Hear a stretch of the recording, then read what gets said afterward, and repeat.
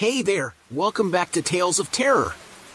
Tonight, we have a collection of scary stories mixed with rain sounds to help you sleep. Hit like, subscribe, and share your thoughts below. New viewers, tell us where you're from. Thanks to our loyal fans for your support. Now get cozy and let's dive into this spooky night.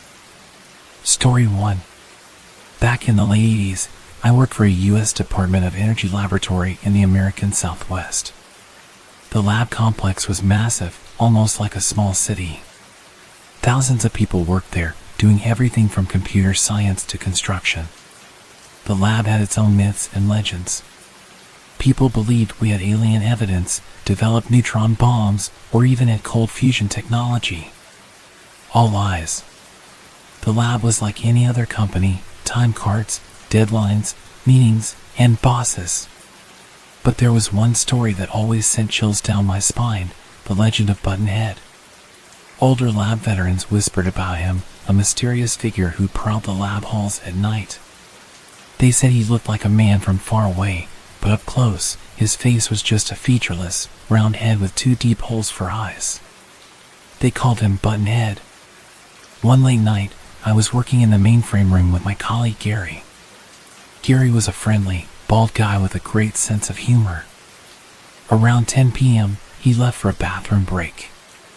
30 minutes later, the lights flickered and went out. This was common in the old building, so I grabbed my flashlight. Gary hadn't returned, and I needed to use the restroom too. I stepped out into the dark hallway, shining my light ahead. That's when I smelled it, a mix of mint gum and roach poison. The smell was sickening. I walked down the hall, and there he was, Buttonhead. He stood at the far end of the hall, motionless. I froze. Suddenly, he started speed-walking towards me. His gait was unnaturally fast, like an old movie reel. His face, oh God, his face, just holes and abscesses. I ran back to the mainframe room, slamming the door and locking it. Moments later, I heard a voice outside. "It's Gary, let me in. I just saw something." But something was wrong. The voice sounded off, like multiple people speaking in unison. I stayed quiet, heart pounding. The voice came again. "It's Gary, let me in." The smell grew stronger, nearly unbearable. Then I heard my wife's voice. "Hello, honey. Is everything okay?" But it wasn't possible. There was no phone in the mainframe room. I aimed my flashlight through the small window in the door.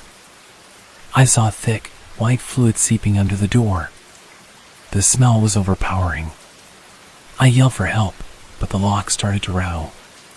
The voice on the other side kept calling out, mimicking my wife's voice perfectly. Hours later, a pair of MPs found me curled up in the corner of the room. My wife had called the base police when I didn't come home. They found no sign of forced entry, no white fluid, and no Gary.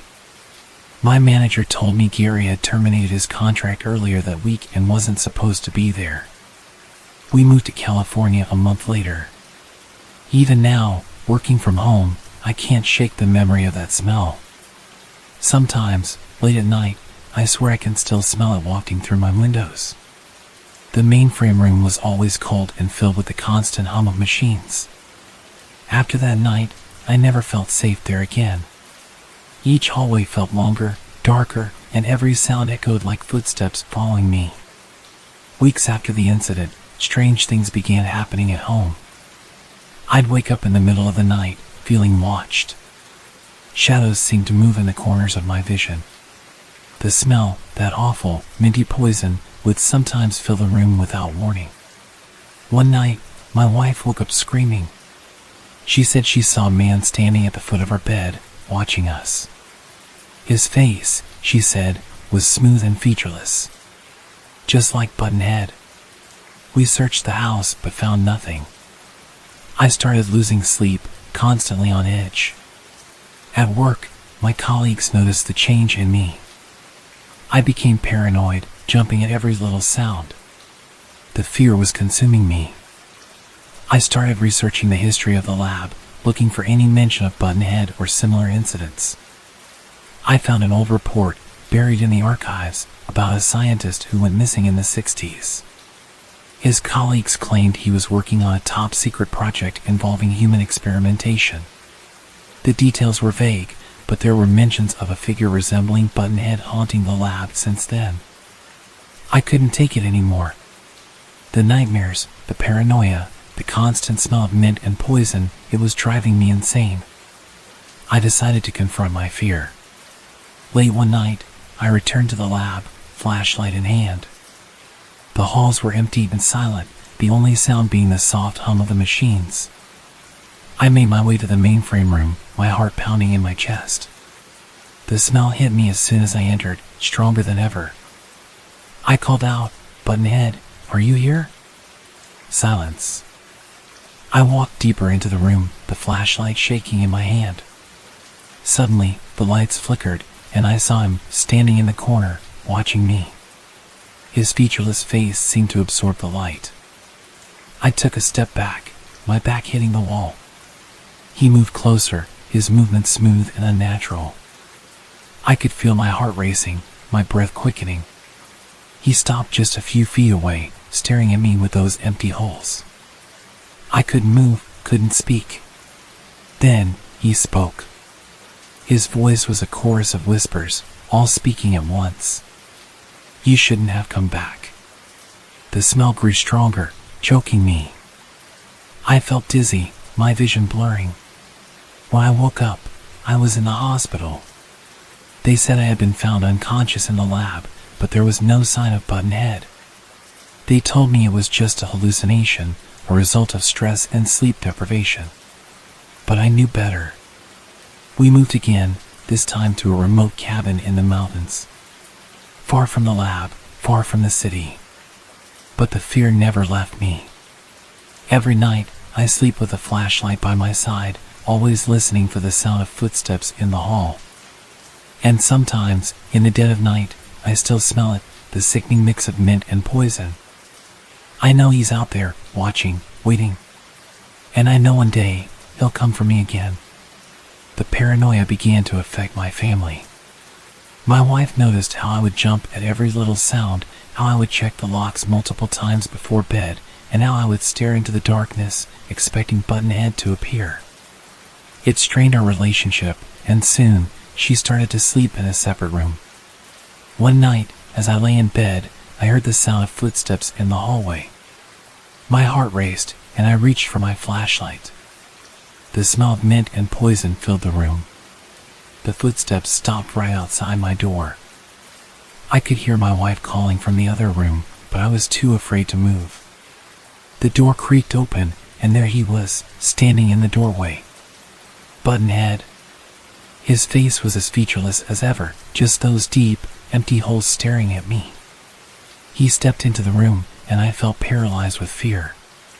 "You can't escape," he whispered, his voice a chorus of otherworldly sounds. He moved closer, and I felt my body grow cold. Just as he reached out to touch me, the lights flickered on, and he vanished. I couldn't live like this anymore. I decided to seek help from a paranormal investigator. I explained everything, the lab, the smell, Buttonhead. The investigator listened carefully and agreed to come to the cabin to see if they could help. The night the investigator arrived, the air felt heavy with anticipation. They set up their equipment, cameras, and sensors around the house. We waited in the living room, the rain pouring outside, adding to the eerie atmosphere. Around midnight, the temperature dropped suddenly, and the smell of mint and poison filled the room. The investigators' equipment started to beep and whir. We heard footsteps approaching, slow and deliberate. Buttonhead appeared at the doorway, his figure more menacing than ever. The investigator tried to communicate with him, but Buttonhead's presence only grew stronger. He moved towards me, ignoring the investigator's attempts to intervene. Suddenly, the investigator shouted, "He feeds on your fear. You must face him." Gathering all my courage, I stood up and faced Buttonhead. "Why are you haunting me?" I demanded. Buttonhead stopped, his head tilted as if considering my question. For the first time, his voice softened, and he whispered, "They did this to me. They made me a monster." The truth hit me like a ton of bricks. Buttonhead was once a scientist, transformed into this horror by the experiments at the lab. He wasn't just a ghost, he was a victim. Understanding his pain, I felt a strange mix of pity and terror.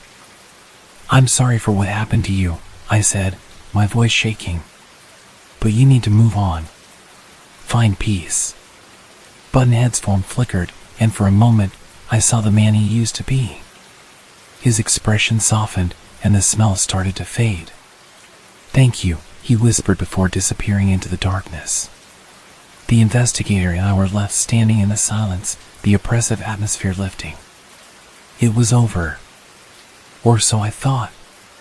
Months passed, and things seemed to return to normal. My wife and I moved back in together, and the paranoia slowly faded. But one night, as I lay in bed, I heard a familiar sound, the slow, deliberate footsteps in the hallway. The smell of mint and poison returned. I sat up, heart pounding, and saw a shadow at the door. It wasn't Buttonhead. It was something else, something darker. The figure stepped into the room, its eyes glowing red in the darkness. "He's not the only one," it whispered. The air grew cold, and the shadows seemed to close in around me. I realized then that Buttonhead was just the beginning. There were others, other victims, other monsters. This was my story. I wish it were fiction, but it's not. If you're ever working late, alone in a dark building, beware of the shadows. They are always watching, always waiting, and they never forget.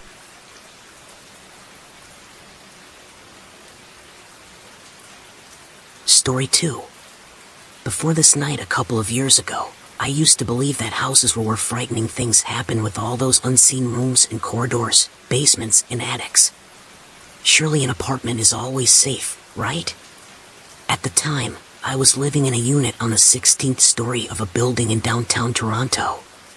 As a horror movie freak, I rationalized all the strange creaks and groans I heard through the ceiling and walls as my noisy neighbors or the plumbing, and slept soundly every night. One night, my boyfriend was away on business, and I had stayed up late watching TV. I grew drowsy around 2 a.m. and made my way to bed, turning off the lights as I went. At some point during the night, I woke up. I don't know exactly what time it was, but I couldn't have been sleeping for more than an hour. At first, I wasn't sure what had woken me, but then I heard it again, a knocking on the front door.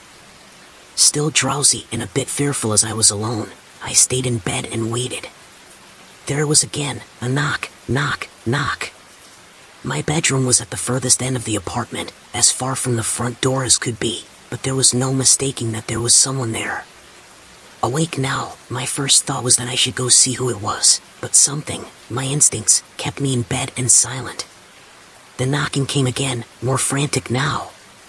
I said to myself that I was being cowardly, that it could be a neighbor who needed help. But as I had these thoughts, the frantic knocking turned into an almighty pounding. It was at this point that I gave up on entertaining the idea of going to the door. Whoever was out there could try calling on someone else. I was alone and female and way too worked up to be of much assistance to anyone. I stayed still inside and prayed that my visitor would give up and leave. The pounding continued for what seemed like hours, but was probably only a few minutes. Intermittently, the sound changed back to the polite tapping and then again picked up in fervor to the point where I truly believed that whatever was out there was going to try and break in. I wanted to grab my phone and call someone, but who? The police?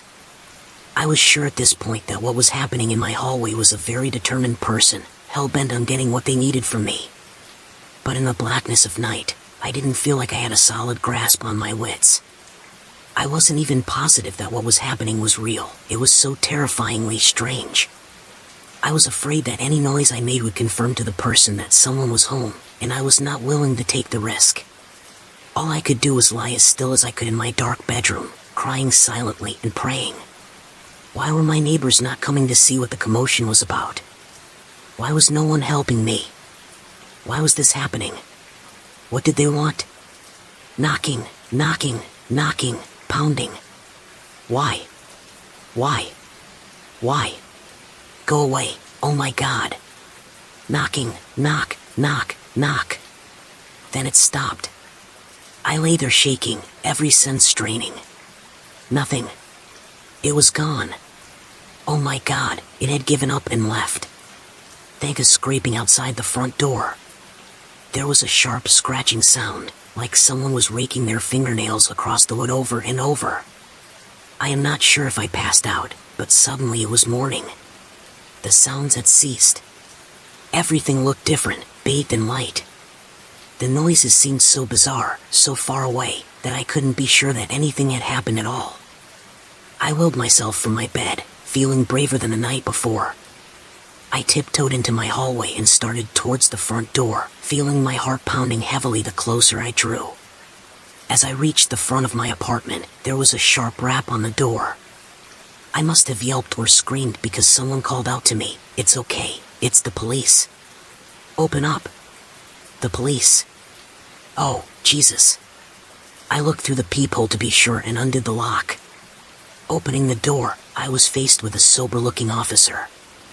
Past him, into the hallway, I could see more officers milling around. The policeman explained that someone had snuck into my building during the night.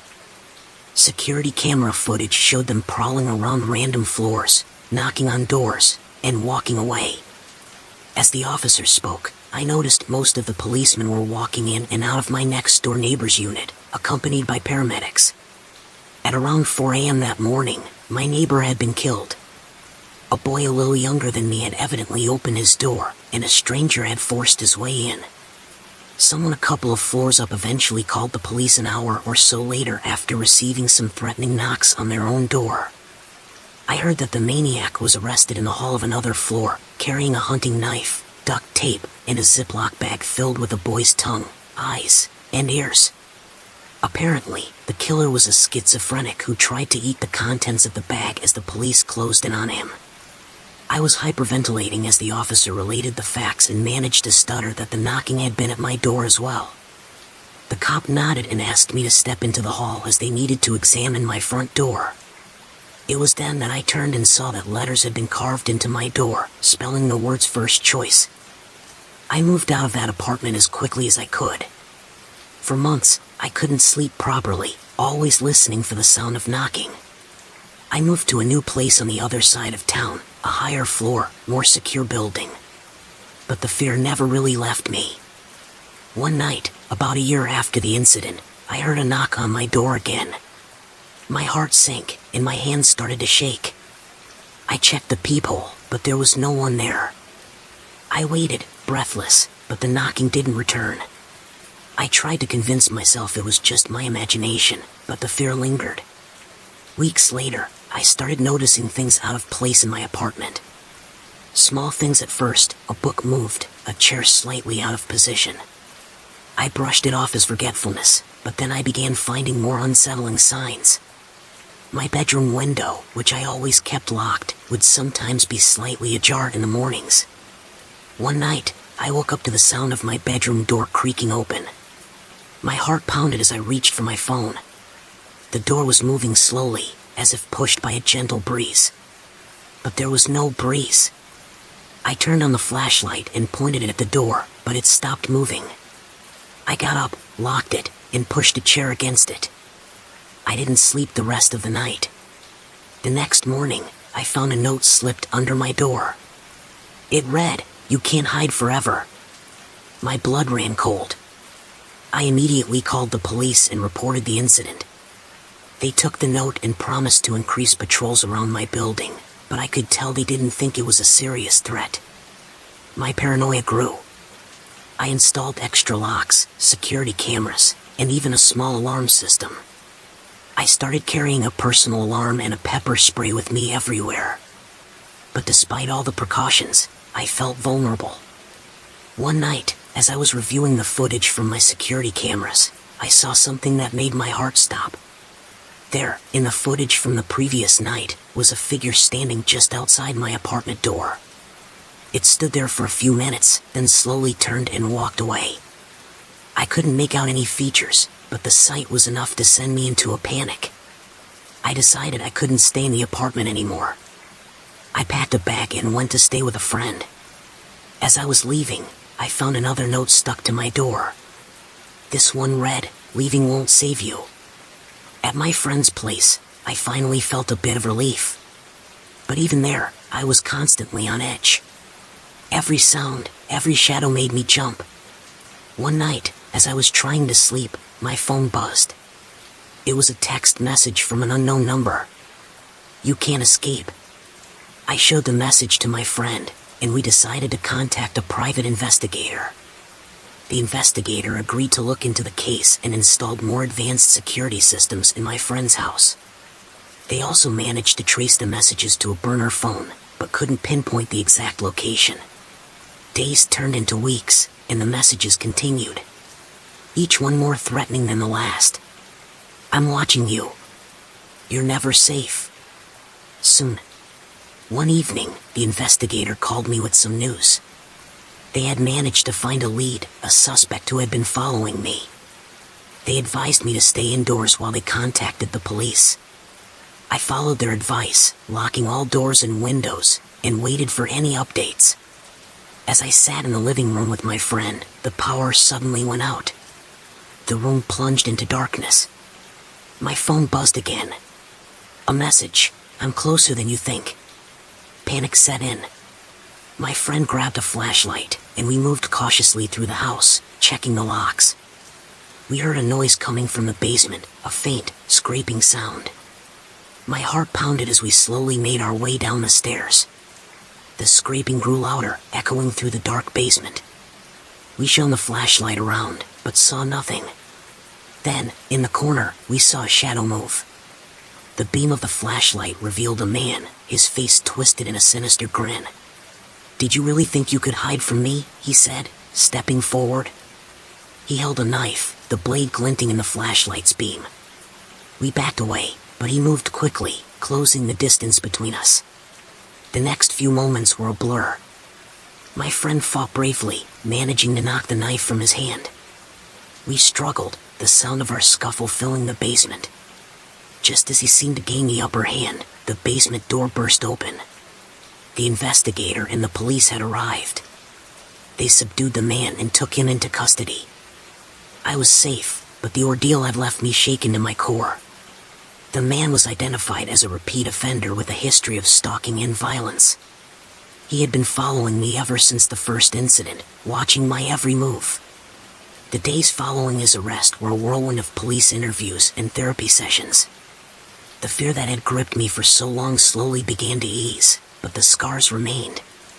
I moved to a new city, changed my name, and started a new life, always looking over my shoulder. This was my story. I wish it were fiction, but it's not. If you're ever alone and hear a knock on your door in the dead of night, remember, sometimes, it's better not to answer. Story 3. Sometime during the night of August 16th, 1952, the small town of Ashley, Kansas ceased to exist. At 3:20 a.m. on August 17th, a magnitude 7.9 earthquake was measured by the United States Geological Survey. The earthquake itself was felt throughout the state and most of the Midwest. The epicenter was determined to be directly under Ashley, Kansas. When state law enforcement arrived at what should have been the outskirts of the farming community, they found a smoldering, burning fissure in the earth measuring 1,000 yards in length and approximately 500 yards in width. The depth of the fissure was never determined. After 12 days, the statewide and local search for the missing 679 residents of Ashley, Kansas was called off by the Kansas state government. At 9:15 p.m. on the night of August 29, 1952, all 679 residents were assumed to be dead. But the story of Ashley's disappearance is far more horrifying and strange than a simple earthquake. In the days leading up to the town's vanishing, bizarre and unexplainable events were reported by dozens of residents and law enforcement from the surrounding area. On the evening of August 8, 1952, at 7:13 p.m., a resident by the name of Gabriel Jonathan reported a strange sight in the sky above Ashley. The town itself having no official branch of law enforcement called into the police station of the neighboring town of Hayes. Gabriel reported what appeared to be a small black opening in the sky. Within the next 15 minutes, the Hayes police station became overwhelmed with dozens of phone calls, all reporting the same phenomenon. The phenomenon was never reported by any neighboring communities. A decision was made to send a trooper to Ashley to investigate the matter the following morning. At 7:54 a.m. on the morning of August 9, 1952, Hayes police officer Alan Mace radioed the Hayes police station. He reported that despite following the only road leading into Ashley, he had become lost. According to his report, the road continued along its normal path, but somehow ended up back in Hayes. Officer Mace went on to add that the road never curved or bent in any direction. At 9:15 a.m., 7 of the town's 10 police cars were sent to investigate the situation, and all members of the team came to the same conclusion: the only road leading into Ashley stopped leading into Ashley but instead led back to Hayes. Phone calls continued to pour into the Hayes police station, all reporting that the black opening in the sky continued to grow in size. All callers were advised to remain inside and to not travel outside unless absolutely necessary. At 8:17 p.m., Mrs. Elaine Cantor reported her neighbors, Mr. and Mrs. Milton, and their 2 children, Jeffrey and Brooke, missing. According to Mrs. Cantor's phone call, the Miltons attempted to leave town in their family car earlier in the evening. They never returned. Law enforcement officials from Hayes never reported the car or individuals coming up the only road leading out of Ashley. At 7:30 a.m. on the morning of August 10, 1952, phone calls from Ashley into the Hayes police station reported that the town was in total darkness.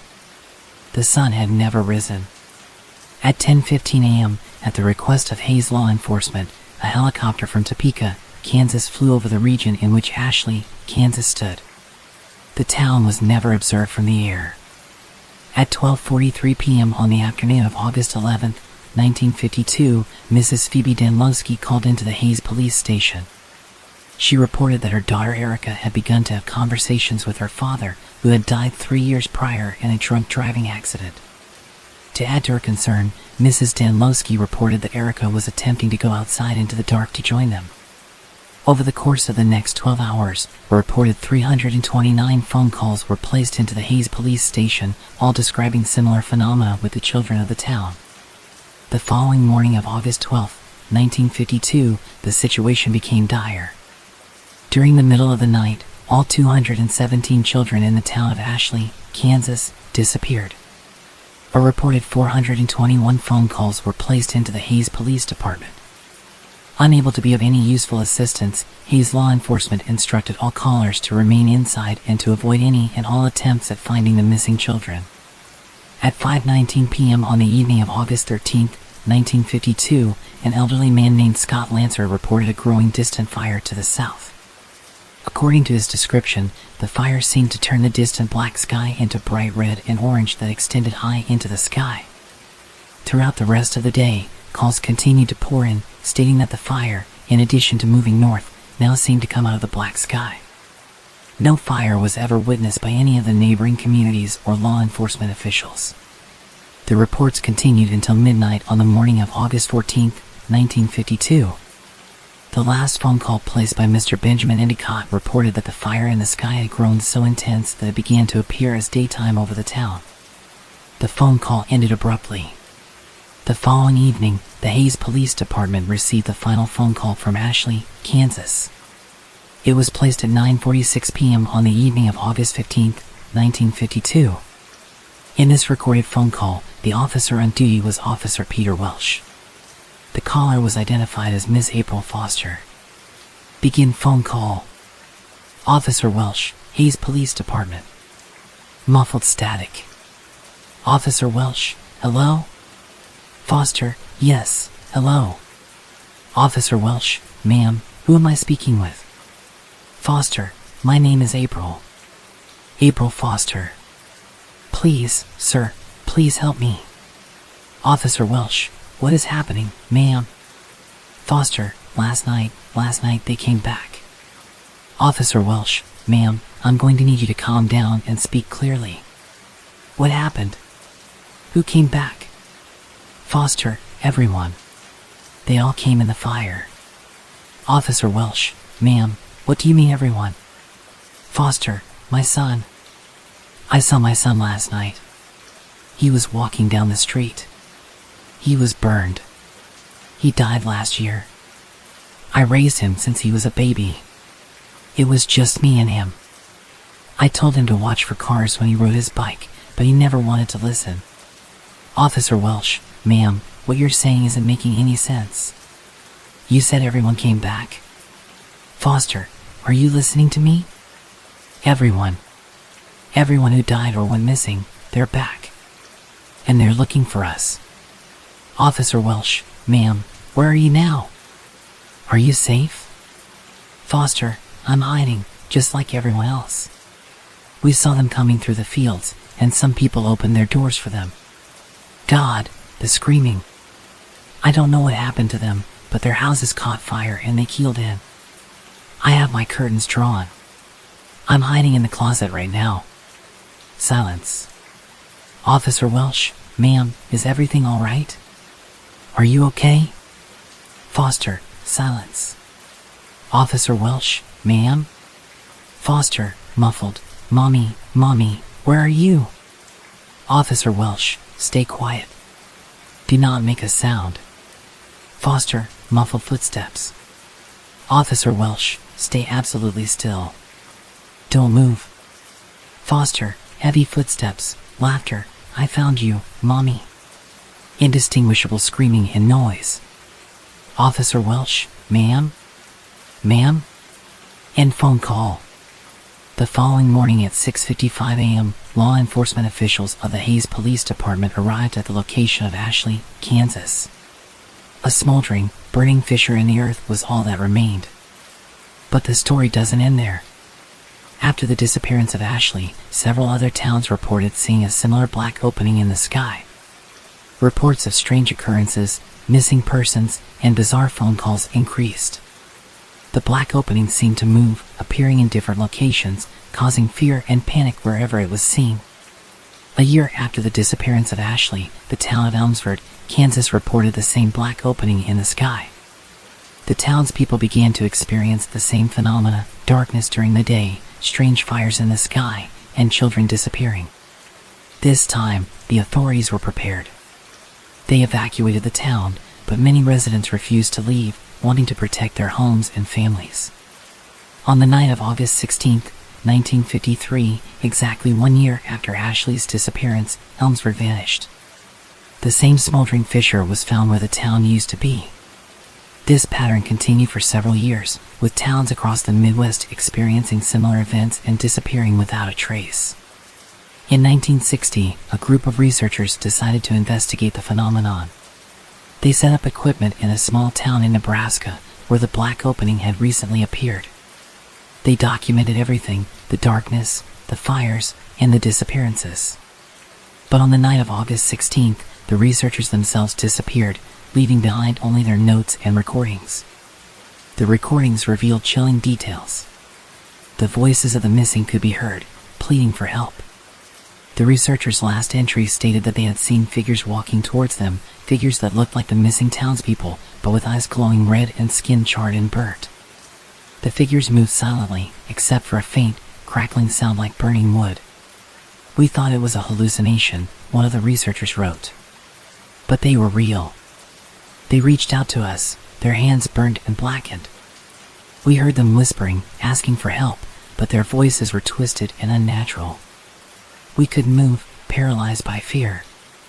Then everything went dark. In the years that followed, the disappearances and sightings of the black opening became less frequent, but the fear remained. The government issued warnings and urged people to report any unusual phenomena immediately. Entire communities lived in constant anxiety, fearing they would be next. In 1972, a journalist named Sarah Collins decided to investigate the story of Ashley and the other vanished towns. She traveled to the locations of the fissures, interviewing survivors and gathering documents. Her research led her to a man named Harold Green, who had been a child in Ashley on that fateful night. Harold had survived by hiding in a storm cellar. He recounted the events with a haunted look in his eyes. The sky turned black, and the air felt heavy, he said. We heard screams, and the ground shook. My parents told me to hide in the cellar and not to come out, no matter what. I could hear the screams getting closer, and then there was silence. When I finally came out, everyone was gone, and the town was burning. Harold showed Sarah an old family photo, pointing at his parents and siblings. "They came back for me," he whispered. "I've seen them in my dreams and sometimes in the shadows. They're waiting, always watching." Determined to uncover the truth, Sarah continued her investigation, digging through old government records and archives. She discovered that the phenomenon dated back to the 1800s, with reports of similar disappearances and strange occurrences. Each time a black opening in the sky was seen, and entire communities vanished without a trace. Sarah published her findings in a series of articles, warning people to be vigilant. She urged authorities to take the phenomenon seriously, but many dismissed her claims as sensationalism. Despite the skepticism, her articles gained a following, and people began to share their own experiences and sightings. One night, while working late in her office, Sarah heard a knock on the door. Her heart raced as she remembered the stories she had uncovered. She cautiously approached the door, peering through the peephole. No one was there. As she turned away, she heard the knocking again, louder this time. She checked the security cameras, but saw nothing. The knocking persisted, now accompanied by a faint, crackling sound. Sarah's phone buzzed with a message from an unknown number: "You can't escape." Terrified, Sarah called the police and reported the incident. They arrived quickly, but found no signs of an intruder. The knocking had stopped, and the air felt eerily still. The police assured her that she was safe, but Sarah knew better. She could feel the presence of something malevolent, watching and waiting. Over the next few days, Sarah noticed strange occurrences. Items in her home were moved, and she felt an overwhelming sense of dread. One evening, she found a note on her desk: "We are coming for you."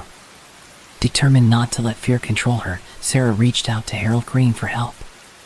Together, they decided to return to Ashley's site and confront whatever was behind the disappearances. Armed with cameras and recording equipment, they set out to document their experience.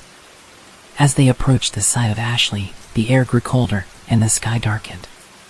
A feeling of unease settled over them. They set up their equipment and waited. Hours passed, and then, just after midnight, they saw it, the black opening in the sky, growing larger and darker. The ground began to shake, and they heard the crackling sound of burning wood.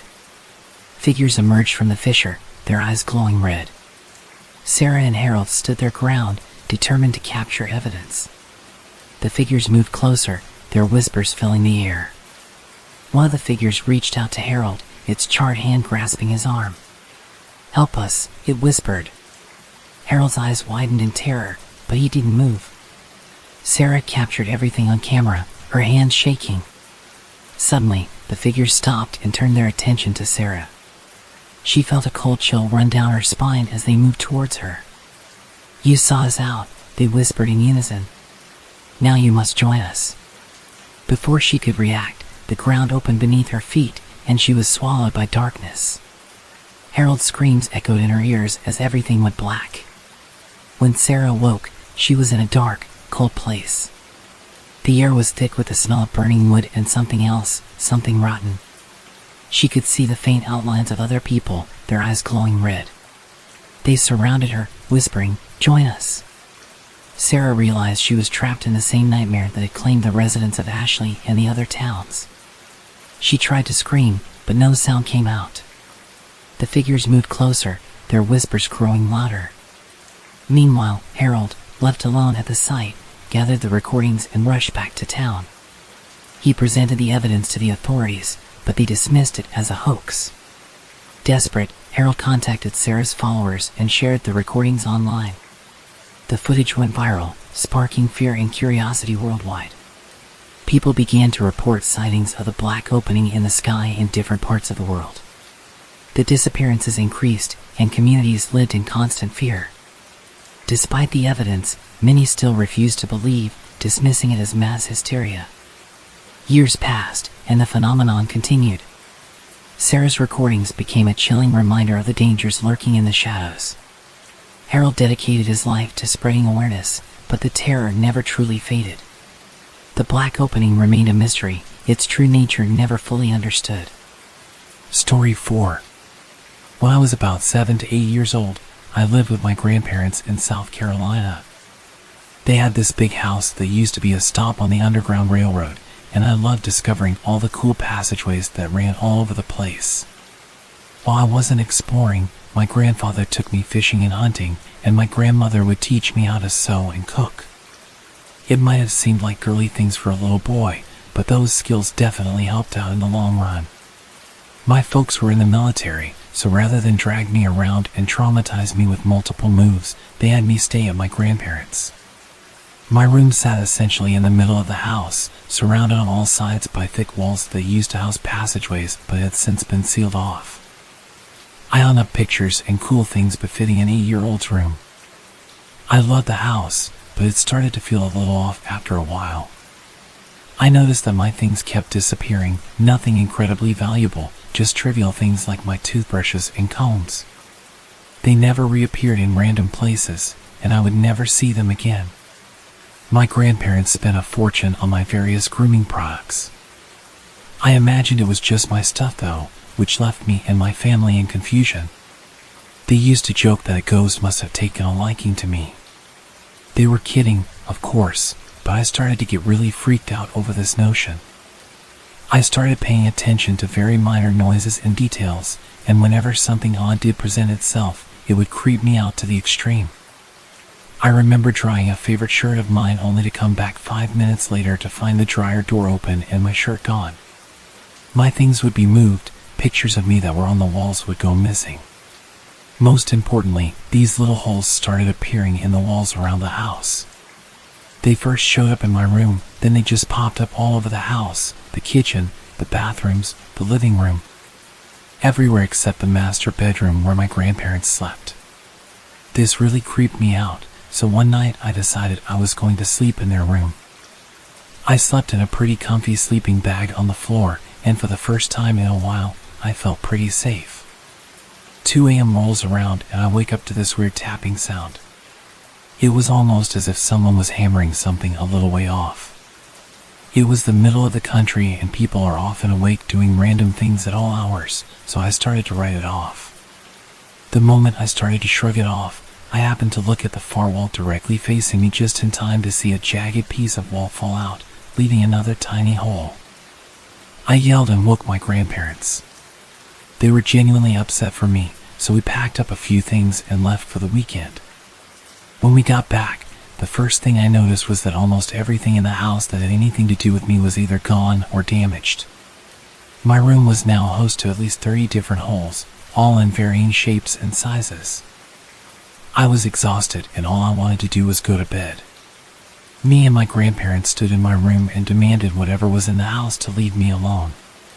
There was no great relief, no angry outburst, no ghostly laughter, just silence and me feeling scared and a little silly.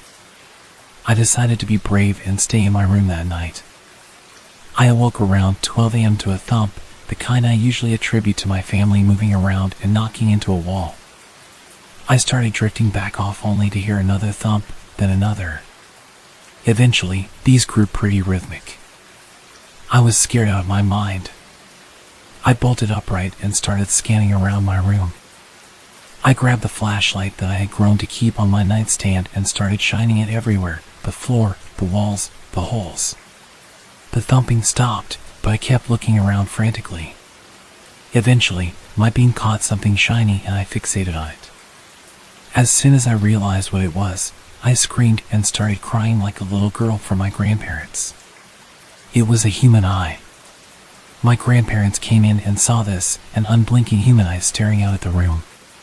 The police were called and came immediately. They opened the sealed portions of the house and searched every passageway they could find. Eventually, they came to the section behind my far wall where the eye was located.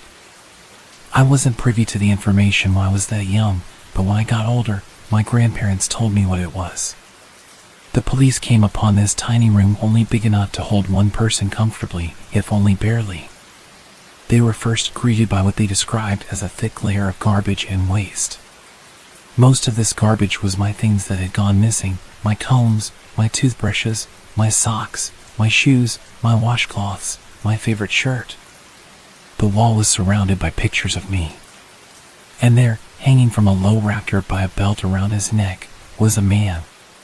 He was completely naked. The only thing keeping him upright was the belt around his neck. The cause of death was autoerotic asphyxiation. He had died staring at me, pleasuring himself, surrounded by his sick fascination with me. I don't think there's any getting over it. I can't stand in the dark now, and now I go to sleep, all I can think about are the holes. But the story didn't end there. A few months after the incident, we decided to move to a new house. My grandparents thought it would be best for me to get a fresh start. We moved to a small town a few hours away, into a smaller, newer house. I thought I could leave the past behind, but the nightmares followed me. I kept seeing that man, his unblinking eye, and the holes in the walls.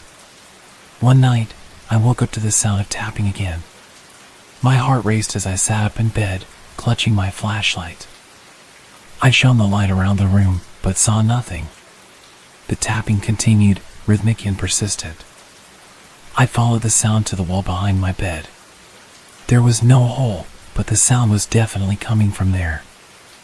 I called for my grandparents, who rushed in and searched the room. They reassured me it was just the house settling, but I knew better. I couldn't shake the feeling that something was watching me, waiting. Weeks passed, and the tapping grew louder. I started noticing small holes appearing in the walls again, just like before. My grandparents thought I was imagining things, but I knew it was real. I felt a constant sense of dread, unable to escape the memories of the man in the walls. One evening, while my grandparents were out, I heard the tapping again. This time, it was accompanied by a faint whispering. I pressed my ear to the wall, straining to hear the words. It sounded like someone calling my name over and over. Terrified, I grabbed my flashlight and followed the sound to the basement. The air grew colder as I descended the stairs, the whispering growing louder. I reached the bottom and saw a small hole in the wall, larger than the others. The whispers were coming from inside. I took a deep breath and shone the flashlight into the hole. At first, I saw nothing but darkness. Then, slowly, a face emerged from the shadows. It was the man from the old house, his eyes hollow and lifeless. He stared at me, his mouth moving silently. I stumbled back, my heart pounding. The whispers grew louder, filling the room.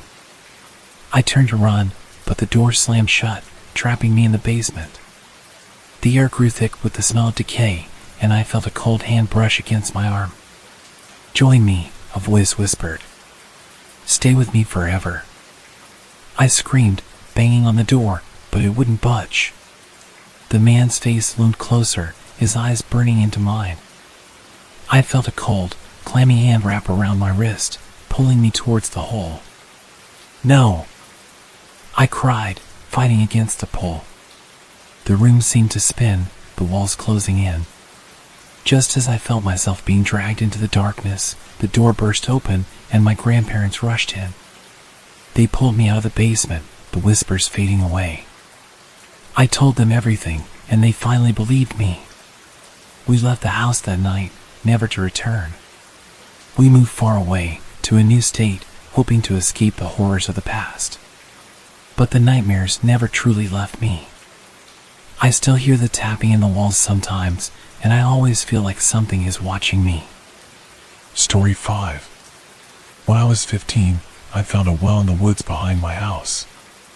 My family had moved to a rural area a few months prior, and I spent my free time exploring the dense forest that surrounded our property. The well was old, made of crumbling stones, and partially covered by overgrown vines and moss. It was deep, and I couldn't see the bottom. One afternoon, as I was wandering through the woods, I heard a faint voice calling my name. It sounded like a child's voice, echoing through the trees. Curious, I followed the sound, which led me to the well. I peered down into the darkness, but saw nothing. The voice called out again, softer this time, and I felt a chill run down my spine. I decided to drop a small stone into the well, hoping to hear it hit the bottom. I counted the seconds, but no sound came.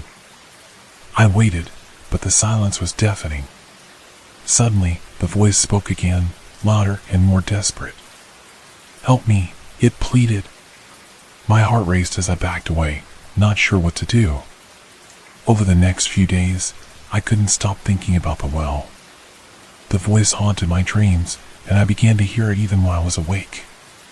It was always the same, begging for help. I told my parents, but they brushed it off as my imagination.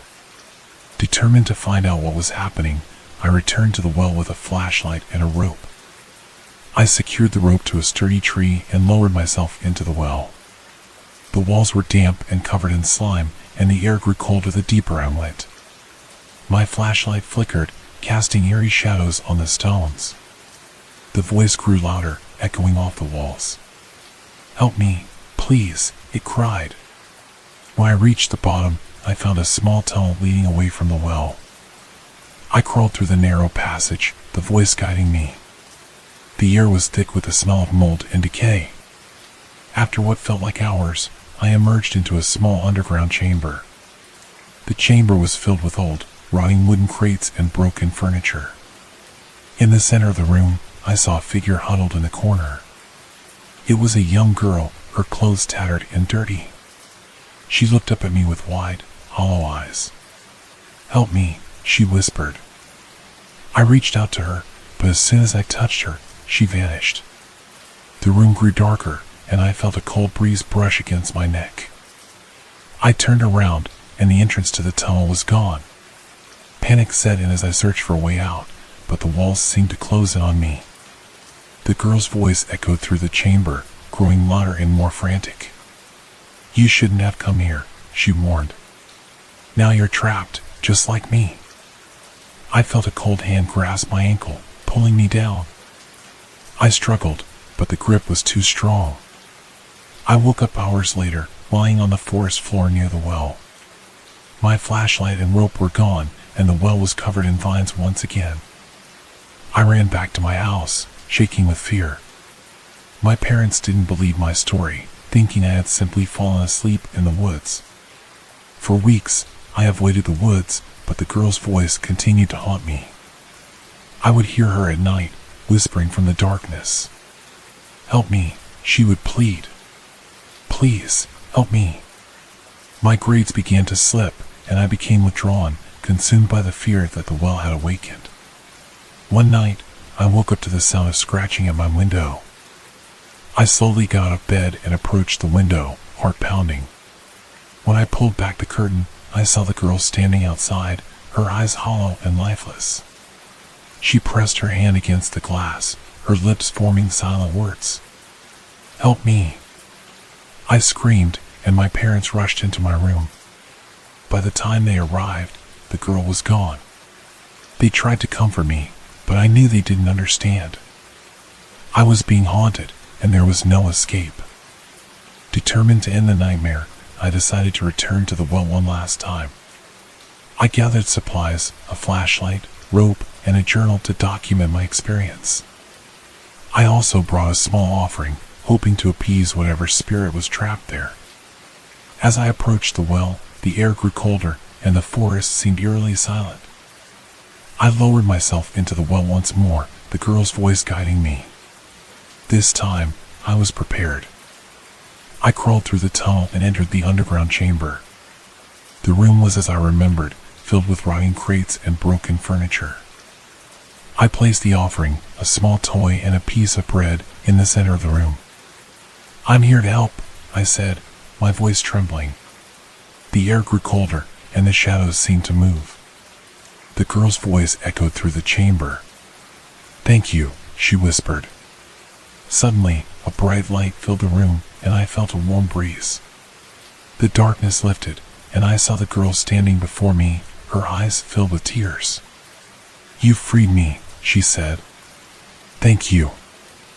I felt a sense of relief wash over me as the girl began to fade, her spirit finally at peace. The chamber grew brighter, and I saw a new tunnel appear in the wall. I followed it, emerging into the forest just as dawn was breaking. As I made my way back home, I felt a weight lift from my shoulders. The nightmare stopped, and the girl's voice no longer haunted me. I knew I had done the right thing, and that the spirit of the girl was finally at rest.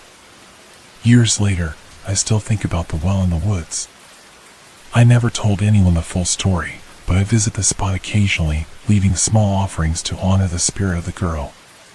The forest has grown thicker, and the well is almost completely hidden, but I can still feel her presence, watching over me. But the story doesn't end there. About 10 years after my last visit to the well, I moved back to my hometown with my wife and young daughter. I thought the nightmare was over, but I was wrong. One evening, my daughter came running to me, her face pale and eyes wide with fear. "Daddy, there's a girl outside," she said. "She says she needs help." My heart sank. I knew instantly who it was. I grabbed a flashlight and ran outside, my daughter following close behind. The sun was setting, casting long shadows across the yard. I saw her then, standing at the edge of the forest, just beyond the reach of the light. The girl from the well looked the same as she did all those years ago. Her hollow eyes fixed on me, and she raised a hand, pointing towards the forest. "Help me," she whispered. I took my daughter's hand and backed away slowly. "We have to go inside," I told her. My wife met us at the door, confused and concerned. I explained everything, and though she struggled to believe it, the fear in my eyes convinced her. That night, we heard the scratching again. It was louder this time, more desperate. My wife and I stayed up, holding our daughter close. The girl's whispers echoed through the house, "Help me, help me." I knew I had to go back to the well, to the source of it all. Early the next morning, I returned to the forest, flashlight in hand. The path to the well was overgrown, but I found my way. The well was as I remembered, old and covered in vines. I took a deep breath and climbed down, the air growing colder with each step. The tunnel was still there, leading to the underground chamber. When I entered, the girl's voice was louder than ever. "Help me." I placed another offering in the center of the room, a toy and a piece of bread, just like before. "I'm here," I said. "I'm here to help." The room grew darker, and I felt a cold breeze. The girl's figure appeared before me, her eyes filled with tears. "You freed me once," she said, "but now I'm trapped again. You must help me, or you'll be trapped too." Before I could respond, the walls began to close in, and the air grew thick with the smell of decay. I felt a cold hand grasp my arm, pulling me towards the tunnel. The girl's voice echoed around me, desperate and pleading. "Help me." I struggled against the grip, trying to find a way out. The tunnel seemed to stretch endlessly, the light at the end growing dimmer. Panic set in, and I felt myself being pulled deeper into the darkness. Just as I thought I was lost, a bright light filled the tunnel, and the grip on my arm loosened. I looked back and saw the girl standing at the entrance of the chamber, her eyes sad but resolute. "You must go," she whispered. "You must live." With all my strength, I pulled myself free and ran towards the light. I emerged from the well, gasping for air, the forest eerily silent around me. I knew the girl had sacrificed herself to save me, and I felt a deep sorrow. I returned home, shaken but determined to keep my family safe. The whispers and scratching stopped, and life slowly returned to normal. But the memory of the girl in the well stayed with me, a constant reminder of the darkness that lurks just out of sight. Story 6. I was at my little waterside home up in the Lakes region of New Hampshire last week, and I made a pretty disturbing discovery.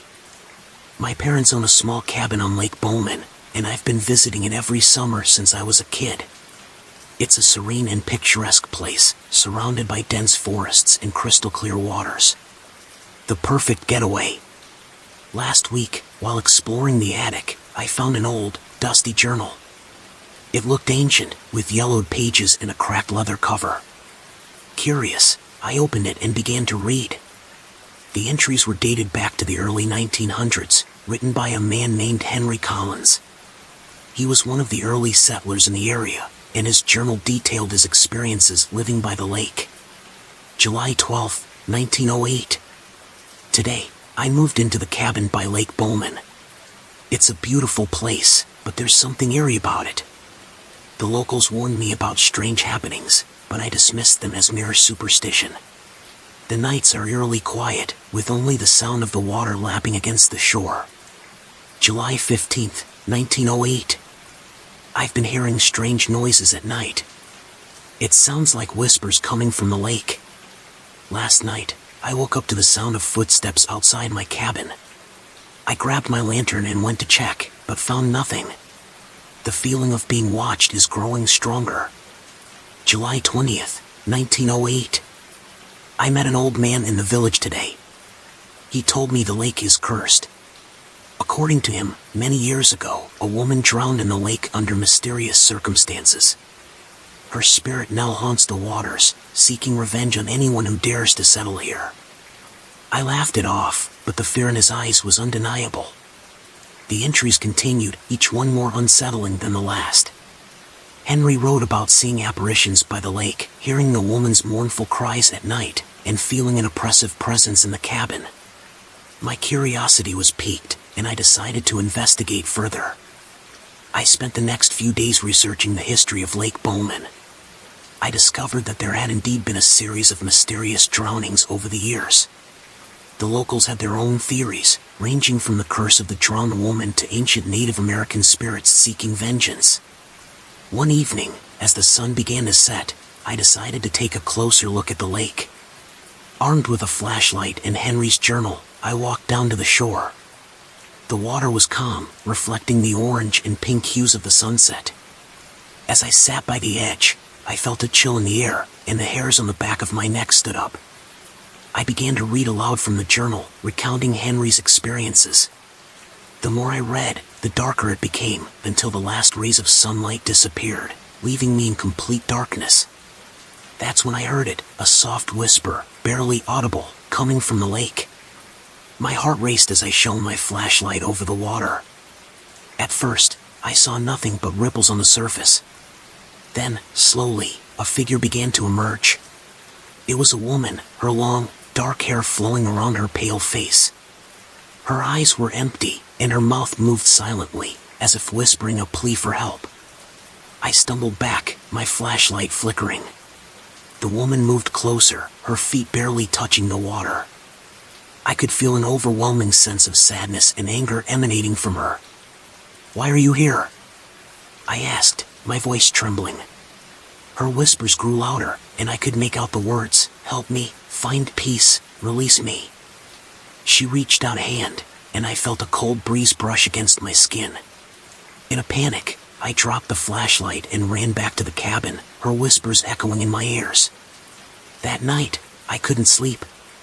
The image of the woman haunted my thoughts, and I felt compelled to help her.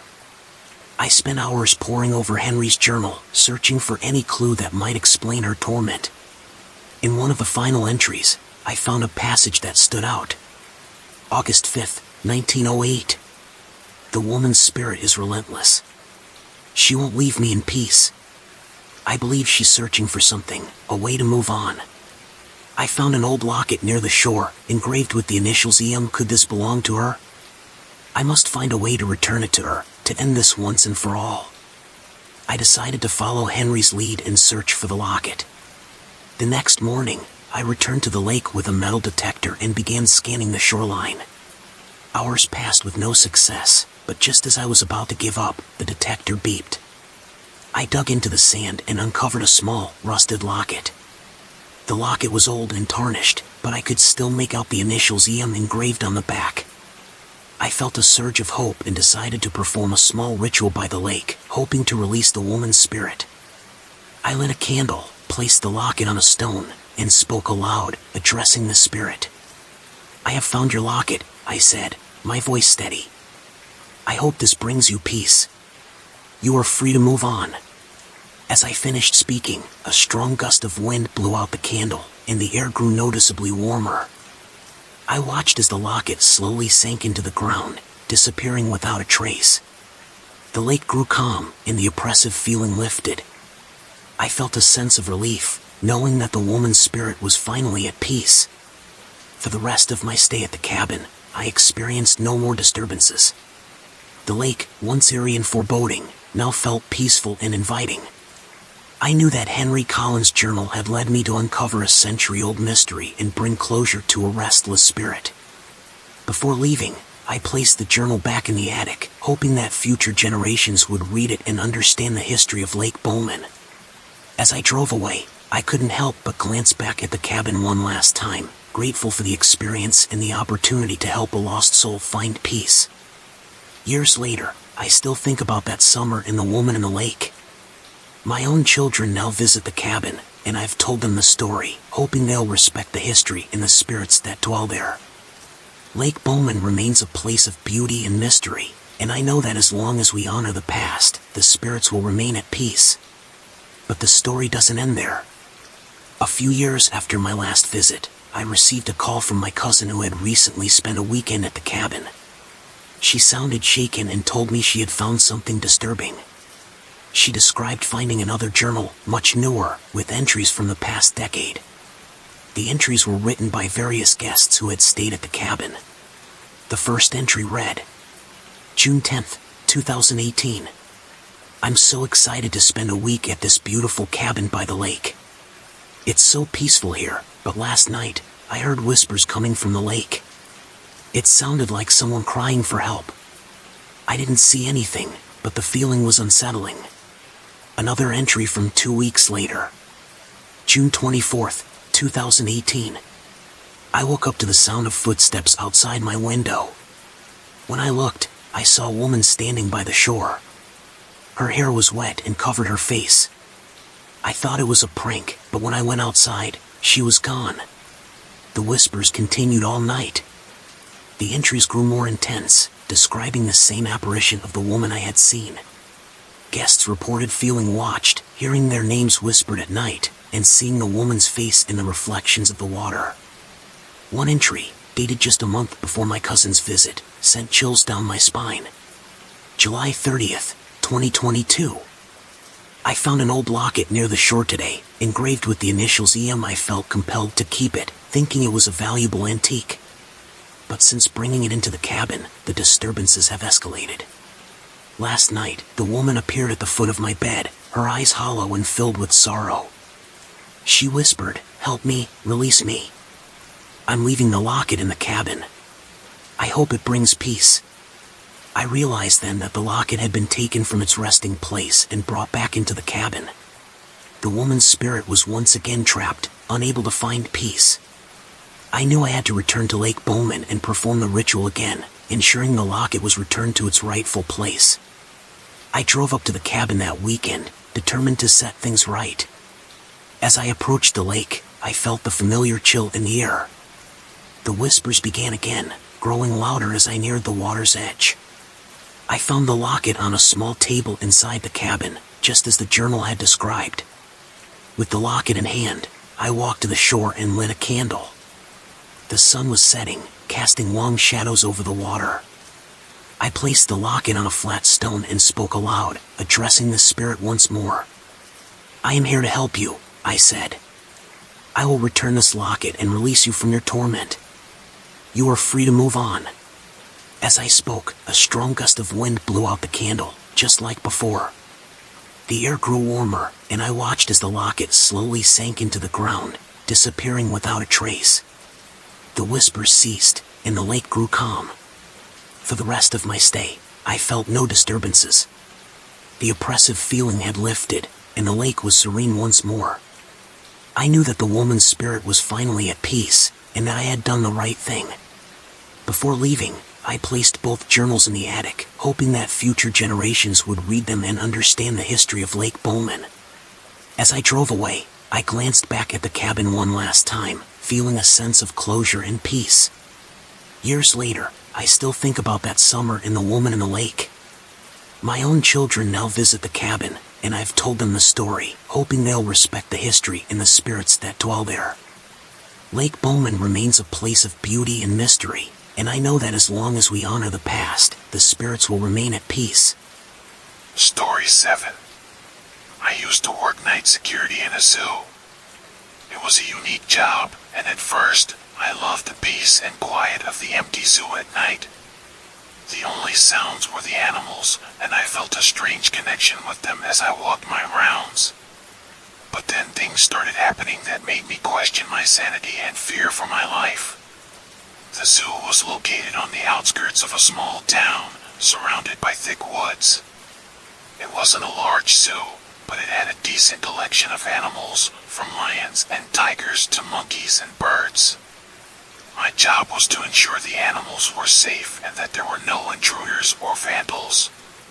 One night, I was doing my rounds when I heard a strange noise coming from the reptile house. It was a soft, hissing sound, almost like someone whispering.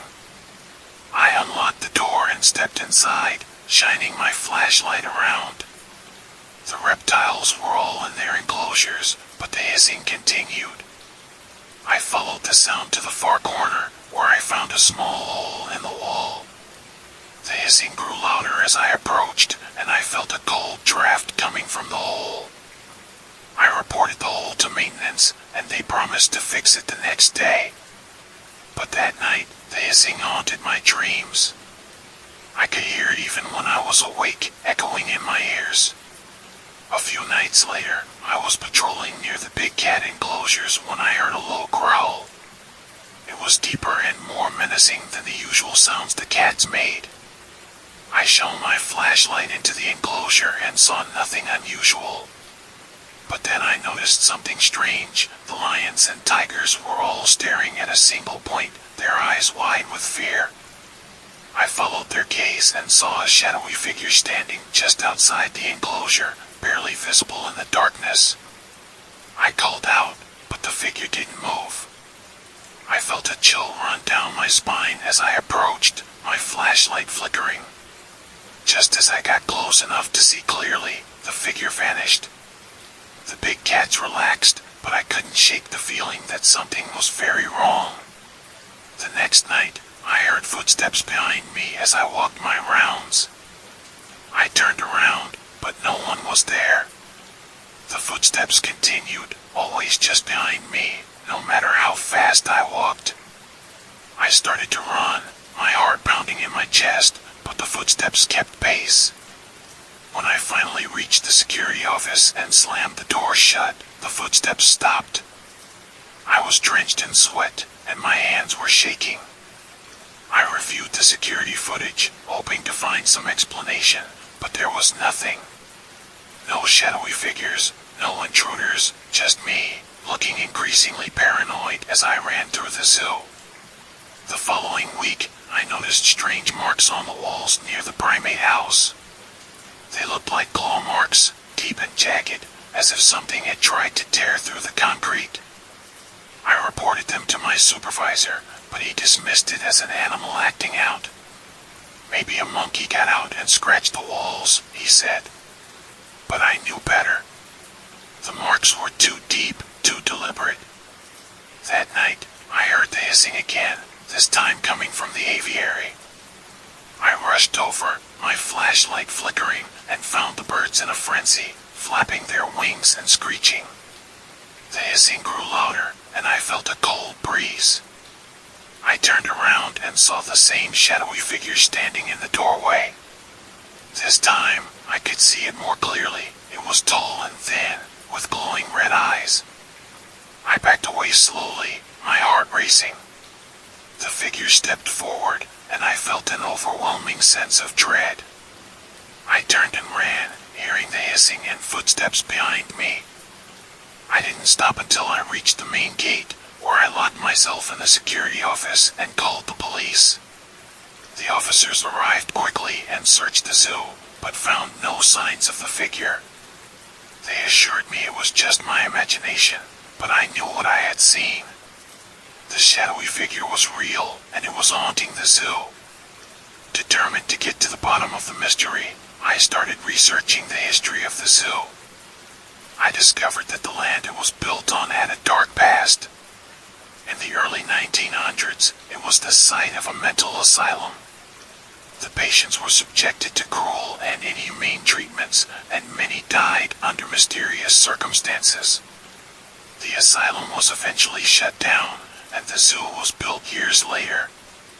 One of the asylum's most notorious patients was a man named Samuel Blackwood. He was committed after being found guilty of multiple murders, but he always claimed he was innocent. He died in the asylum, and some believed his spirit never left. Armed with this knowledge, I decided to confront the figure. I waited until the middle of the night and went to the spot where I had seen it last. The zoo was eerily silent, and I could feel the tension in the air.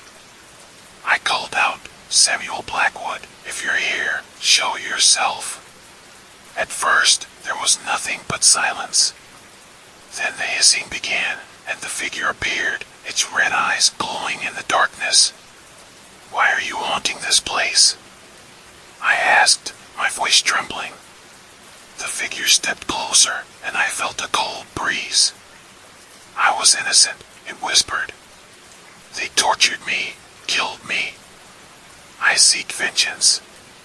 I realized then that Samuel's spirit was trapped, bound to the place where he had suffered so much. "How can I help you find peace?" I asked. "Find my grave," he whispered.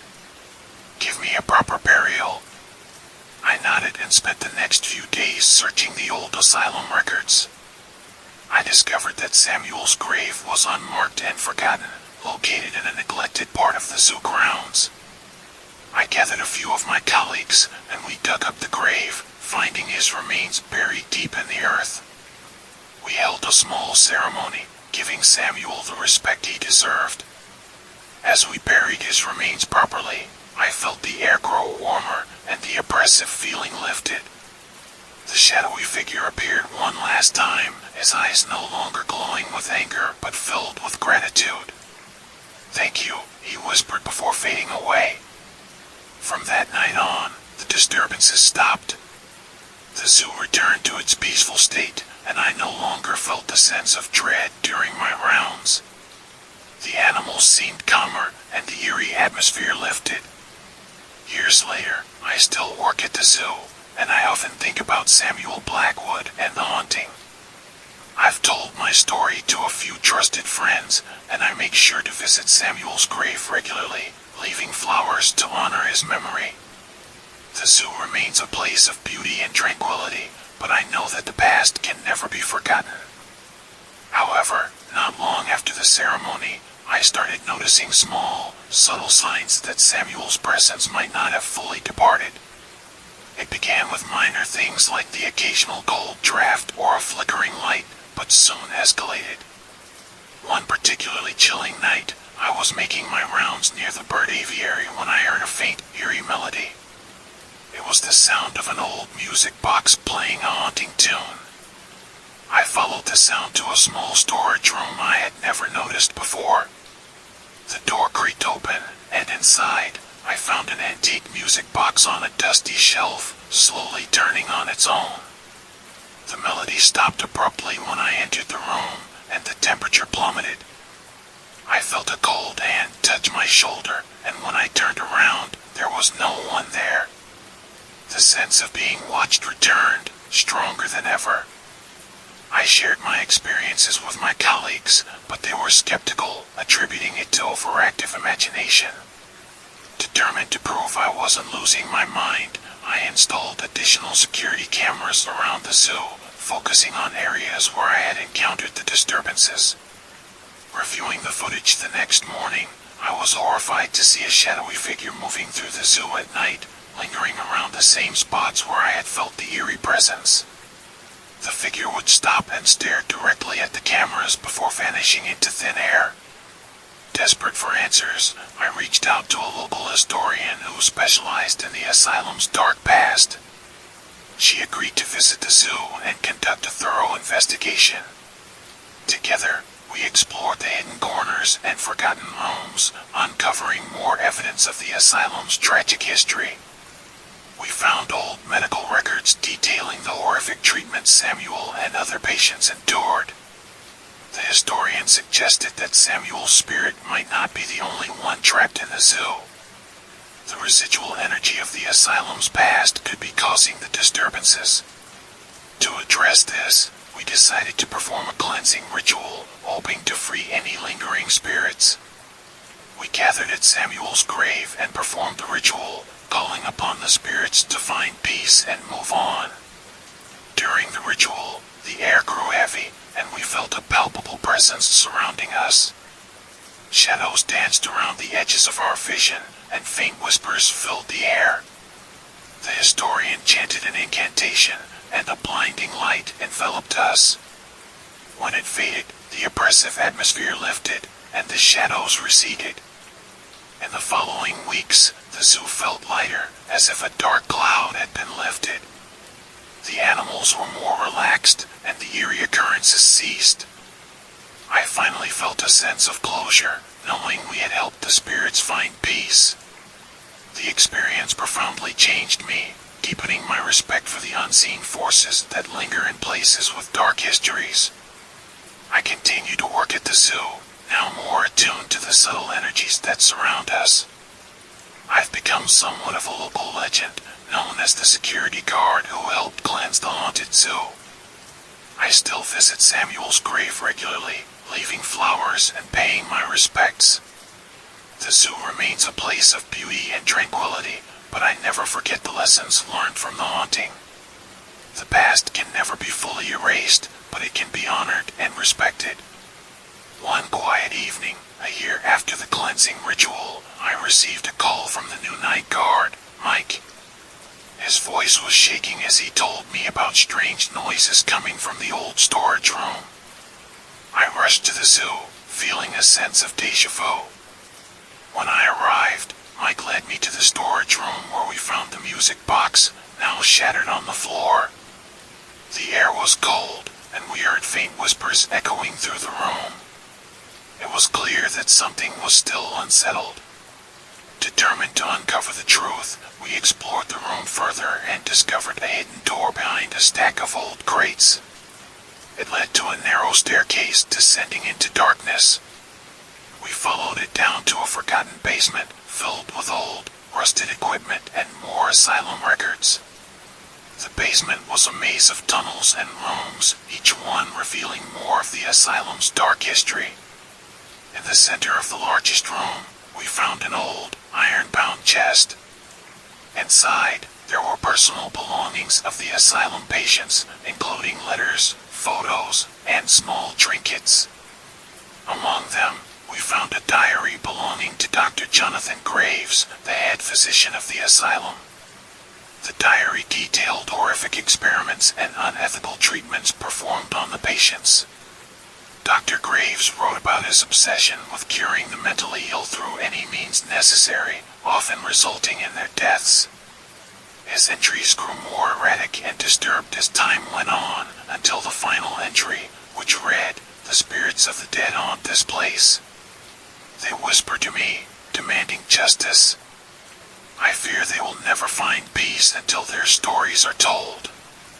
Realizing the importance of these records, we carefully collected everything and brought it to the historian. She was shocked by the revelations and agreed to help us uncover the truth and share it with the world. We organized a memorial for the victims of the asylum, inviting the local community to honor their memory and learn about the dark past of the land. The memorial was a somber event, with many people expressing their sorrow and anger at the injustices that had been hidden for so long. As the historian shared the stories of the patients, a sense of peace seemed to settle over the zoo. The air felt lighter, and the oppressive atmosphere finally lifted. In the weeks following the memorial, the disturbances ceased entirely. The animals were calmer, and the eerie occurrences became a thing of the past. The zoo became a place of healing and reflection, a reminder of the importance of compassion and respect for all beings. I continued to work at the zoo, feeling a sense of fulfillment and purpose. I knew that by uncovering the truth and honoring the past, we had helped the spirits find peace.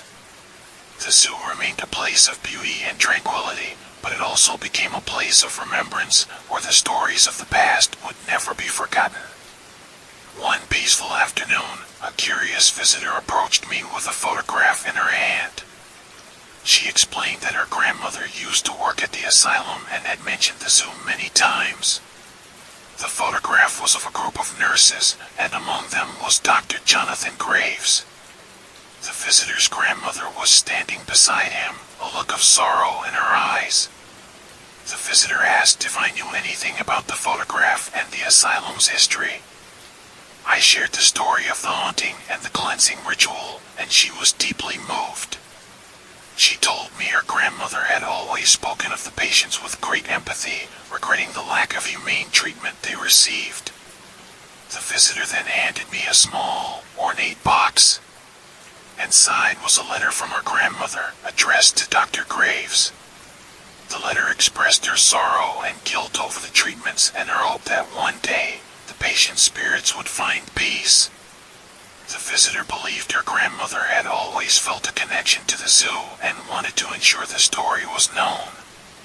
We decided to place the letter and the photograph in the memorial area, adding to the stories of the past. The gesture seemed to resonate deeply with the community, further honoring the memories of those who had suffered.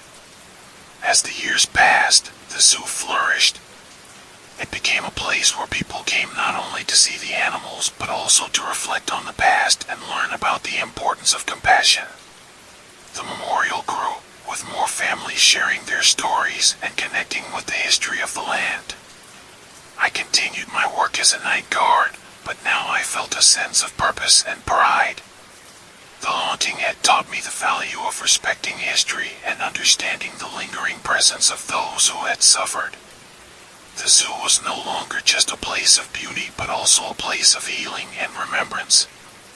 Late one night, as I walked my rounds, I felt a familiar chill in the air. The whispers returned, but this time they were gentle, almost comforting. I turned to see a faint, glowing figure standing by Samuel's grave. It was Samuel, but he looked peaceful, his eyes no longer filled with anger. "Thank you," he whispered, his voice carried by the wind. "You have given us peace." As he faded away, I felt a warmth spread through me. The zoo was truly at peace, and I knew that the spirits of the past had finally found their rest. Weeks later, a series of strange incidents started occurring again. At first, it was minor disturbances. Objects moved, lights flickered, and cold spots appeared in random places. The staff began to talk about the zoo being haunted once more. I was skeptical, but the memories of my previous experiences kept me cautious. One night, while making my rounds, I heard a soft crying sound coming from the old storage room. The room had been left untouched since the last incident with the music box. I approached it cautiously, the crying growing louder as I neared the door. My heart pounded as I opened the door and stepped inside. The room was dark and cold, the only light coming from my flashlight. I followed the sound to the far corner, where I found an old, tattered teddy bear. It was the source of the crying. As I picked it up, the crying stopped, and a chilling whisper filled the room. "Help us." I quickly exited the room, the teddy bear still in hand. The historian and I examined it the next day, discovering a hidden compartment inside. Within it, we found a small, faded photograph of a young girl, her name, Emily, written on the back.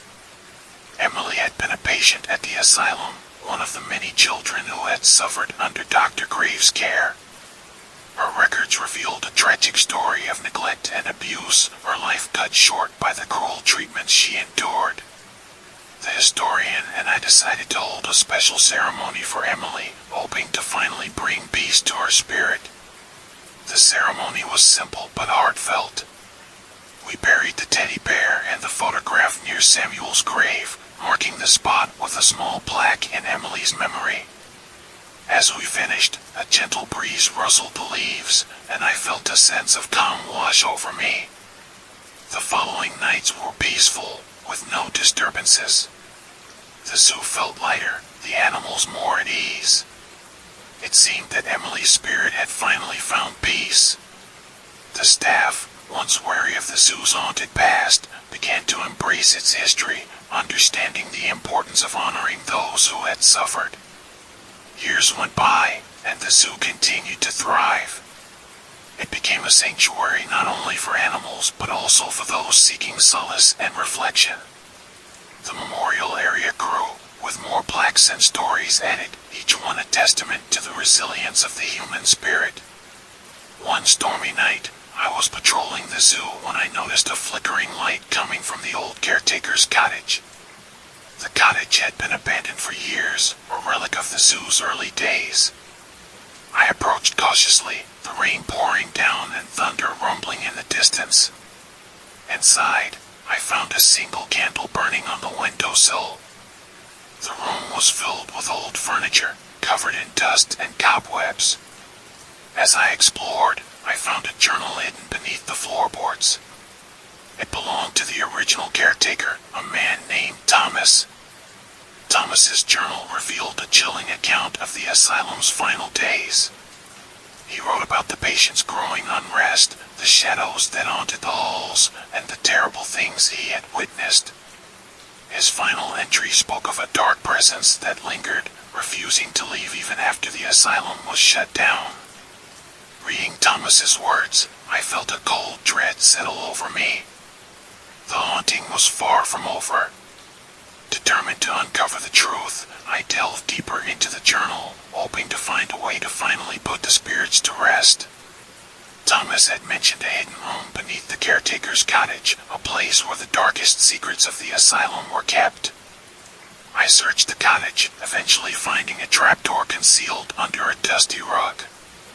The air grew colder as I descended the narrow staircase, my flashlight casting eerie shadows on the walls. The hidden room was small and filled with old, rusted equipment. In the center stood a large iron door, its surface covered in strange symbols. My heart raced as I approached, the air thick with tension. The door creaked open, revealing a dark, cavernous space beyond. Inside, I found rows of iron beds, each one covered in thick layers of dust. The room reeked of decay and neglect.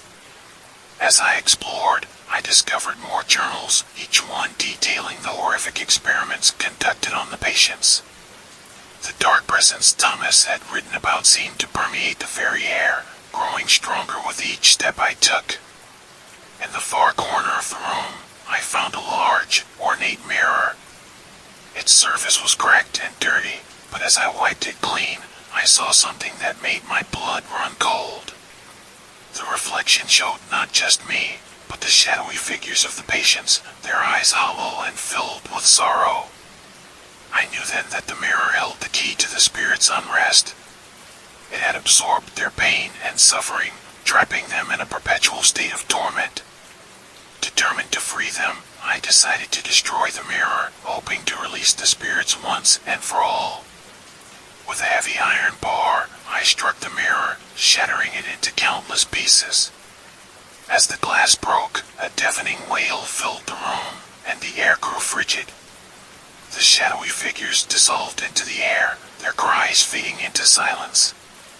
Exhausted and shaken, I left the hidden room, the shattered mirror lying in pieces behind me. The air outside felt fresh and clean, the oppressive atmosphere finally lifted. The zoo was at peace, and I knew the spirits had found their rest. In the following days, I shared my discovery with the historian and the staff. We held another memorial, this time honoring all the patients who had suffered and died at the asylum.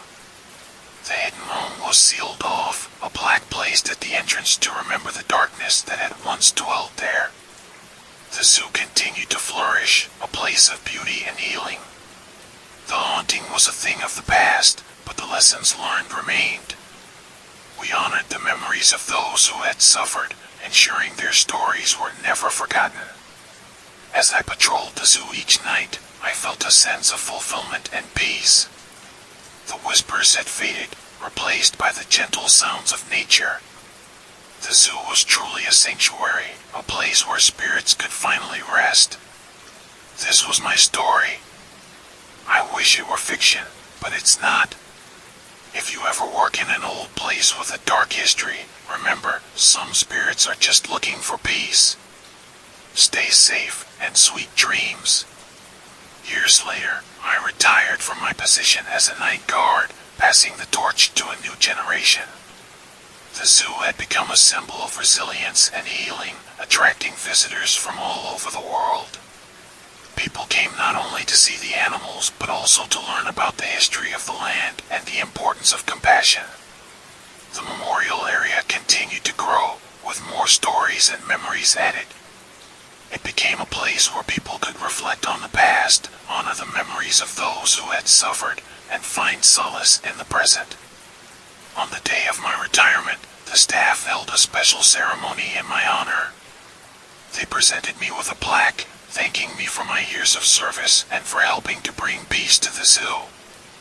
I was deeply moved, knowing that my efforts had made a difference.